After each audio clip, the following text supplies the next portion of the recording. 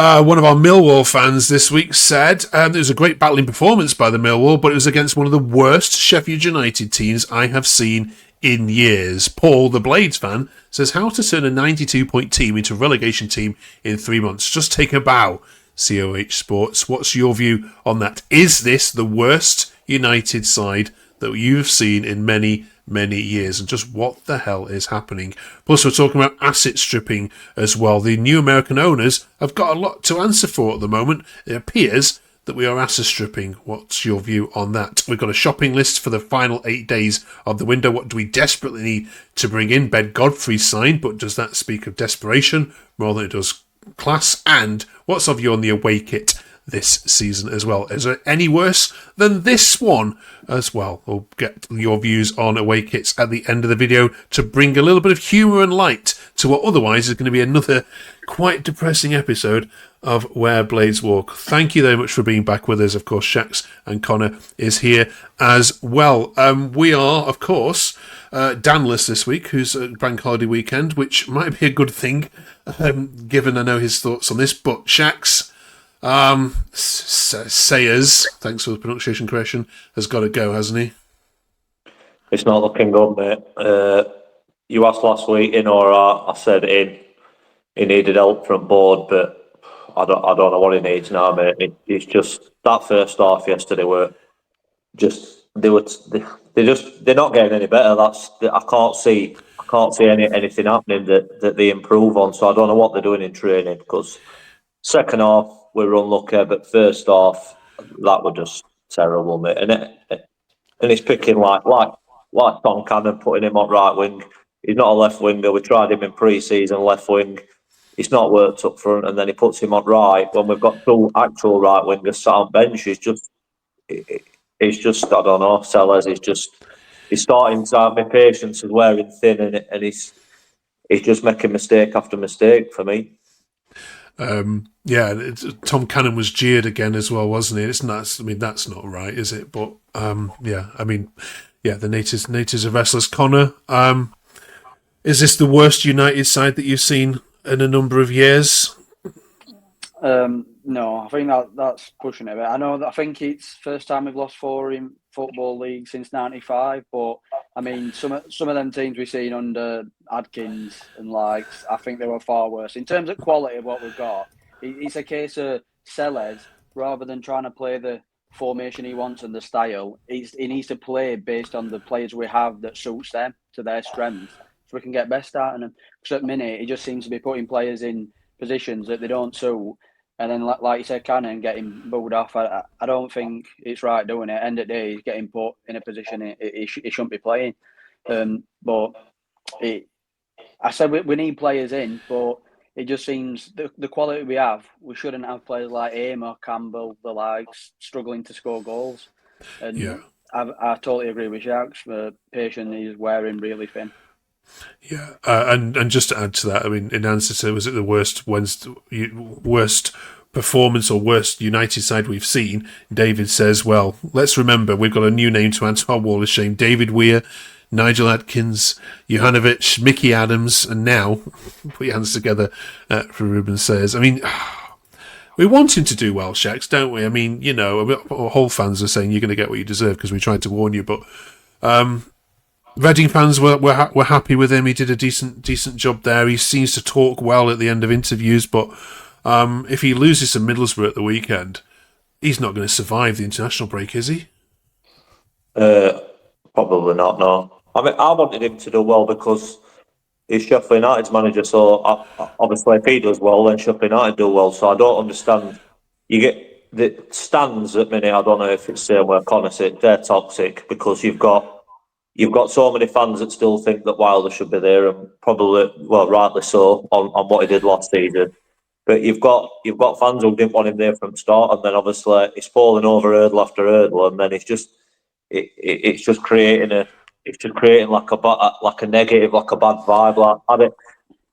It's very rare that I want to go home, but against Bristol, I was gone in 50 odd minute when this, and then yesterday, half time, I'm just waiting for Millwall to score again, so that it's confirmed that we've lost and I can go home now. They dragged it out and they played better second half, but I just don't see a future for him. And like I said, I want him to do well, just like I wanted all them bad managers you've just said to do well. Because if they're doing well, that means Sheffield United are doing well. But I'm getting to a point very, very quickly where I can't see a way how he turns this around, because with Middlesbrough and Ipswich on the horizon, I mean, he probably couldn't have picked two worse fixtures to go and try and save his Sheffield United career already. And it's just, I'd be shocked if he turns it around. Really, really shocked. Cheers, What about 4-3-3, Connor? Lots of fans are saying, look, you've got to ditch this. Dear says, where's the start? We can't play 4-3-3. There's no game plan. System sucks. Hamer said our own half is criminal. The owners need to back us. Our club is a mess. Sort it out. Yeah, I mean, is he a bit limited to what he can do? I mean, you know, a 4-5-1 or a 4-4-2, is it going to work any better? I think, like I said before, at the minute he's trying to put players into roles that are not suited to him.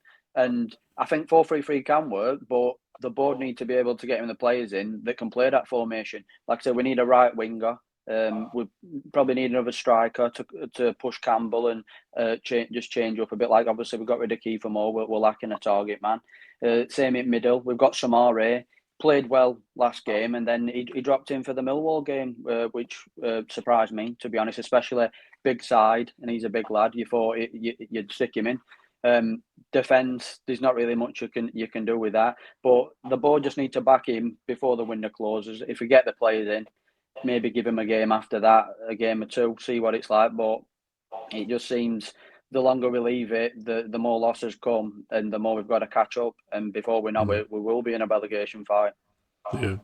I remember when Phil Brown had the whole players on the pitch at City and did the whole, you know, public telling off, and Selles did a little bit of that in the first game against Bristol City after the game. I wonder whether there's any resentment from the players there for after the first game, such a public dressing down. Yeah, I mean, last week we spoke about the fan base being split. I don't think it's split anymore.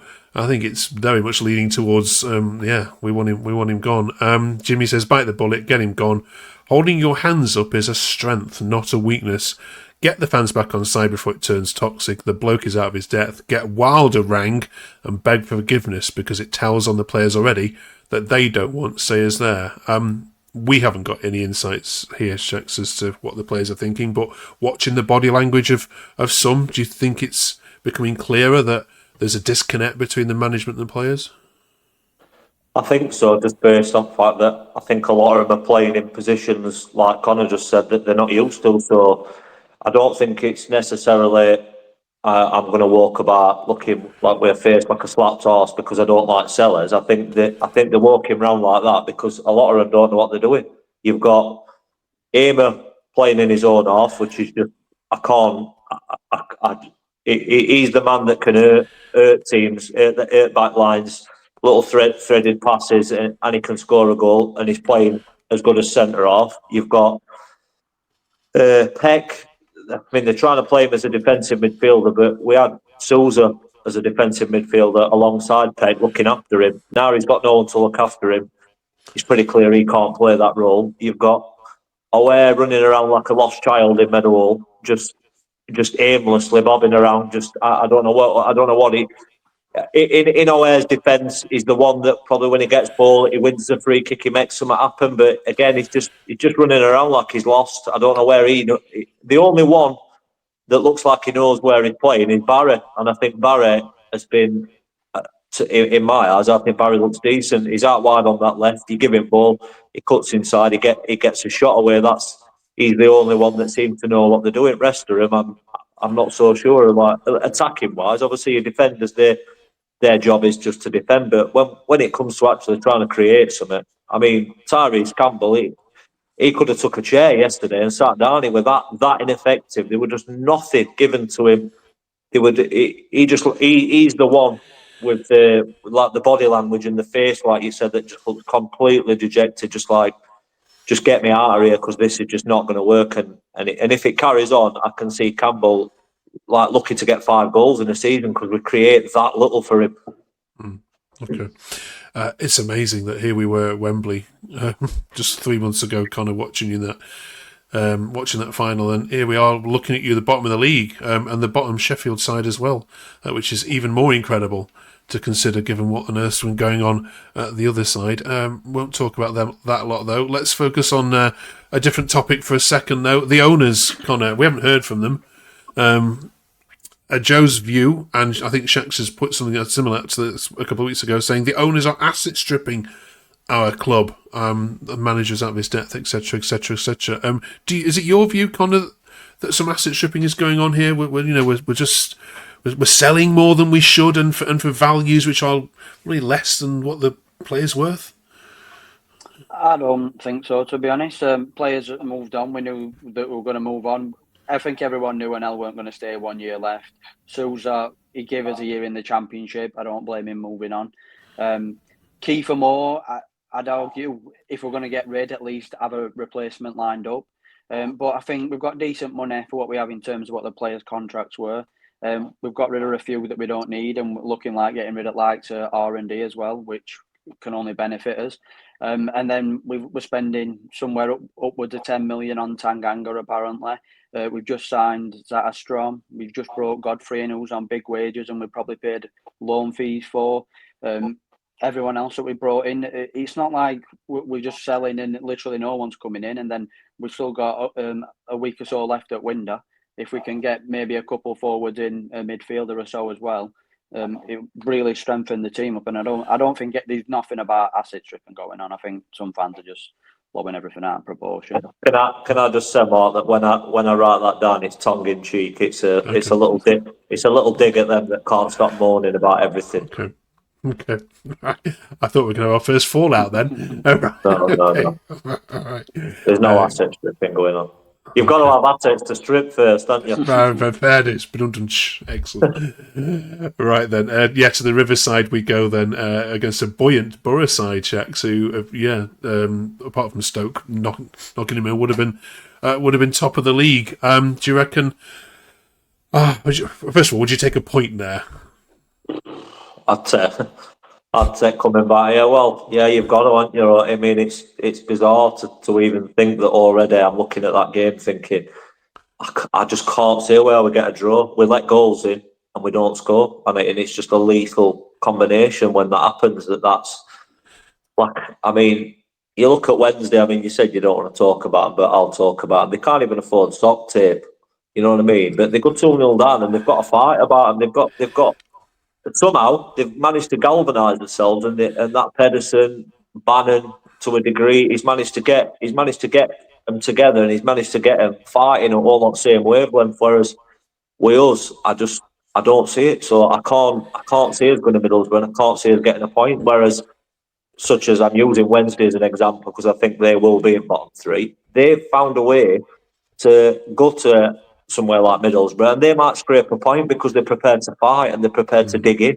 Whereas I'm not so sure that Selles can either adapt to that sort of style of football like Wilder could, or I don't think he's willing to. So if we're going to try what we've been trying, which is just abject, boring, it's just pointless, then I can't see anything other than a Middlesbrough win, and they could win heavy as well. I did see this tweet which highlighted. Frank says, we're currently below a team who can't buy players, can't pay staff and can't afford sock tape, in case our owners are keeping tally. It can be an interesting 7 days, isn't it, the transfer window. Connor, you've highlighted the players you're bringing in. Tanganga is absolute quality. He was the first name in my fantasy football team for the Championship, absolutely. Millwall reckon they've got... No, well, I might do. Millwall reckon they've got the better end of the deal in 10 million there, so he's quality. We know about him. Godfrey's a strange signing for me. What'd you make of that one? I think in terms of his versatility, that he can play right back and centre back, I think that were a big thing in bringing him in, because obviously we only had Sarike and that young Hungarian lad.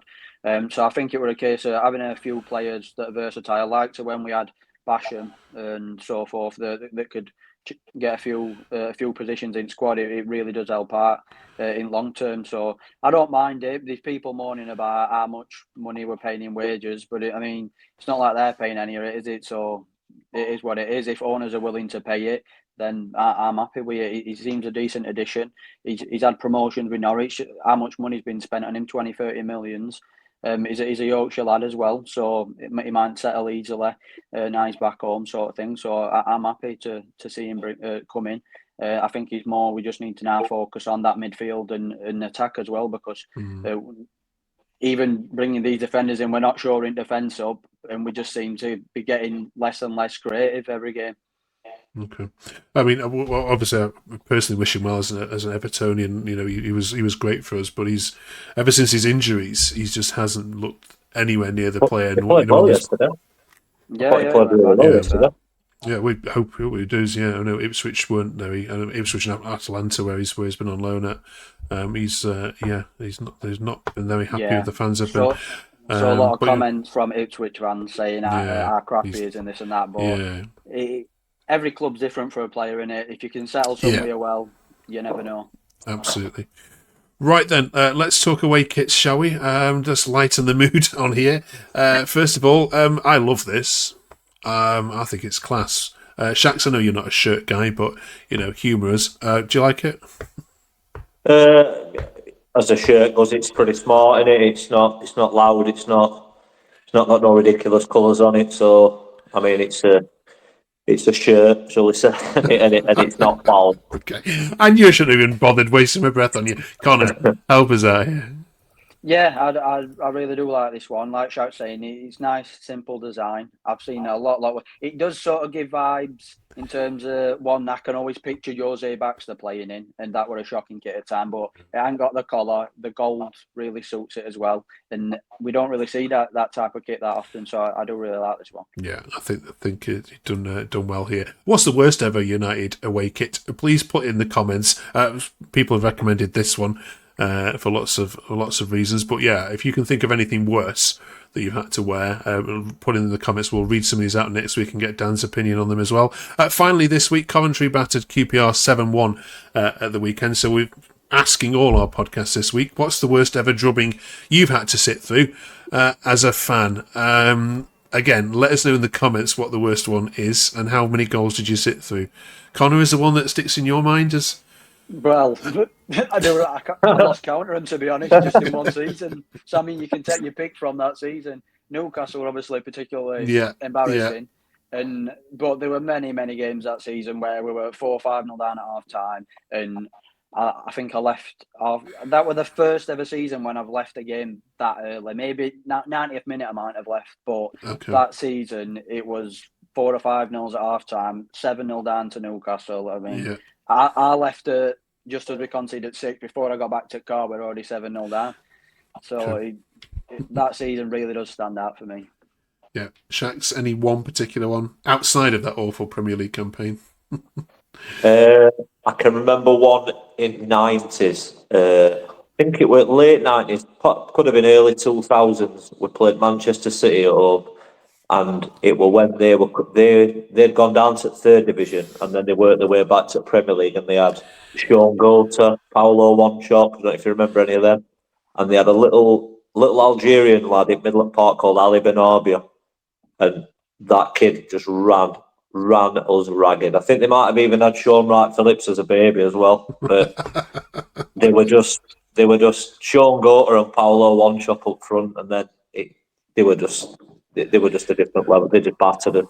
So that was one I can remember. And then that Premier League season, he's just mentioned Newcastle, but I'm going to say Arsenal. That first half against Arsenal, I think it was 5-0 at half time. And if we touched ball 30 times in 45 minutes, I'd be absolutely shocked, because it was just training. It was just like a training game. It was embarrassing. Okay. Right then. Good luck against Middlesbrough. I'm not going to be putting any money on the away win, I'll be honest with you, but we'll keep our fingers crossed so we can have some joy on here next week. Join us next week as we look at that one. We'll also look at the third shirt, and of course we're previewing the Ipswich game at the other side of the international break. Thank you so much for watching. If you can just drop us a quick subscribe if you haven't done so already. We want to try and get to 700 subscribers at the end of September. That'd be absolutely amazing. Thank you for all your support and all your comments. 20 minutes of Sheffield United chat. Thank you for squeezing us into your week. We'll see you in 7 after the Borough. Come on, you blades.